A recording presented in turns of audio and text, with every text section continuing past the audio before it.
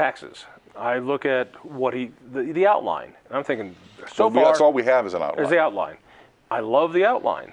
This reminds me very much of the Reagan tax cuts, which gave us a period of growth. And for me, the issue is economic growth. The stagnation we've had for the last decade. This is the lowest growth rates of any recovery from a recession in history.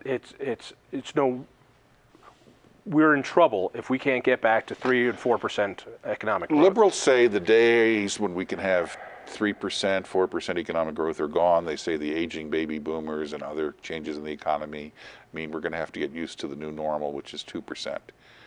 Well, I don't believe that. I think the historical average for growth in this country is 3.6% a year. That's often come at times when we've had enormous economic dislocations, including, absorbing waves of immigrants. I think we can do better than 2%. Frankly, we're going to have to, because if we don't, the cuts that are going to be made in entitlement programs to your children, your grandchildren, their children are going to be brutal. The only way we pay for our government is to have economic growth.